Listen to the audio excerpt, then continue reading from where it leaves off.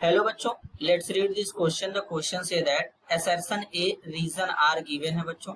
assertion A में बोला गया है boron form only covalent compound, reason are due to small size of boron, the sum of its first 3 ionization enthalpy very high. इसके regarding 4 option given है बच्चों। इन चारों में से करेक्ट को आइडेंटिफाई करना है।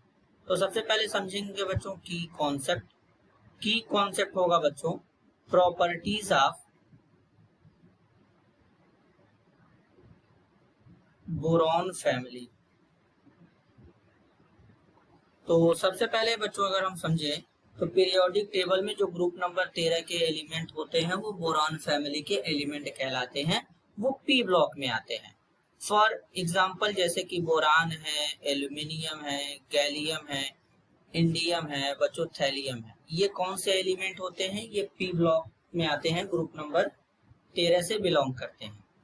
अब इसमें होता क्या है कि अगर हम बात करें बोरान का एटॉमिक नंबर 5 है, एल्यूमिनियम का 13 है, गैलियम का 31 है, इंडियम का 49 है, थैलियम का 81 है।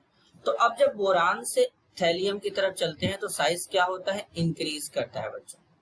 यहाँ पर साइज क्या होगा? इंक्रीज करेगा। तो साइज इंक्रीज करने के कारण यहाँ पर क्या होता है बच्चों? साइज इंक्रीज करने का मतलब होता है कि नंबर ऑफ सेल इंक्रीज करता है। बस एक जगह ये वेरी होता है बच्चों, एल्यूमिनियम के केस में एल्यूमिनियम का साइज जो होता है वो गैलियम से क्या हो जाता है? लार्ज हो जाता है। क्योंकि अगर हम इनके इलेक्ट्रॉनिक कॉन्फ़िगरेशन की बात करें तो जैसे बच्चों यहाँ पर बोरान का इलेक्ट्रॉनिक कॉन्फ़िगरेशन क्या होगा? बोरान का एटॉमिक नंबर 5 है तो इलेक्ट्रॉनिक कॉन्फ़िगरेशन होगा हीलियम 2s2 2p1 हो जाएगा। जबकि एल्यूमिनियम के केस में क्या होगा? नियॉन होगा और नियॉन होने के बाद हो जाएगा 3s2 3p1 हो जाएगा। और गैलियम के केस में इलेक्ट्रॉनिक कॉन्फ़िगरेशन होगा बच्चों यहाँ पर आर्गन 3d10 4s2 4p1।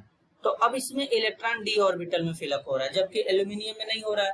तो डी ऑर्बिटल में फिलअप होने के कारण डी ऑर्बिटल का साइज बड़ा लार्ज होता है बच्चों।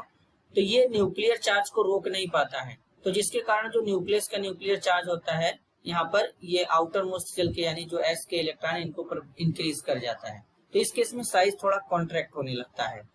तो बच्चों इसलिए यहाँ पर गैलियम के कंपेयर में एल्यूमिनियम का साइज लार्ज हो जाता है।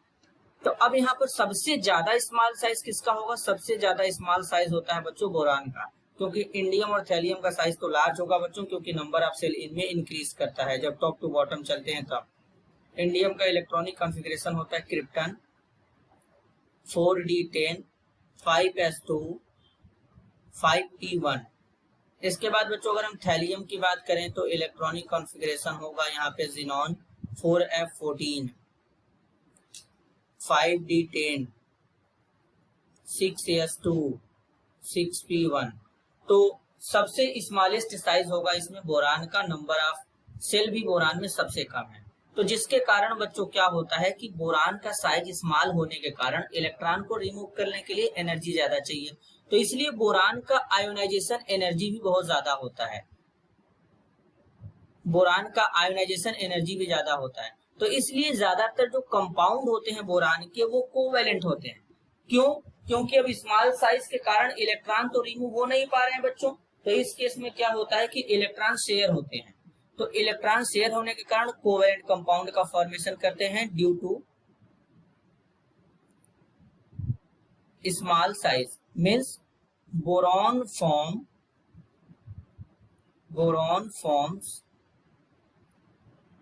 only covalent compound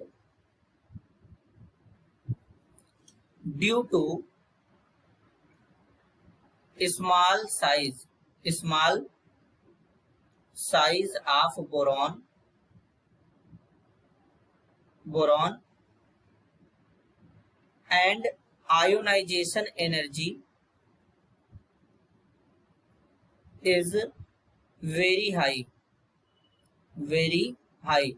ionisation energy क्या होता है बच्चों? बहुत ज्यादा होता है। आयोनाइजेशन एनर्जी का मतलब आइसोलेटेड गैसियस एटम के आउटर मोस्ट शेल में से जब बच्चों एक इलेक्ट्रॉन को रिमूव करने के लिए अमाउंट ऑफ एनर्जी जो प्रोवाइड करेंगे उसी को आयोनाइजेशन एनर्जी कहते हैं। तो बोरॉन के केस में ज्यादा होता है बच्चों। तो इसलिए असर्शन और रीजन दोनों करेक्ट है। असर्शन ए के लिए रीजन आर भी करेक्ट है, तो करेक्ट आंसर होगा option first. If both assertion A and reason R are true and the reason R is a correct explanation of the assertion A. This is your answer. I hope you understood it well. All the best.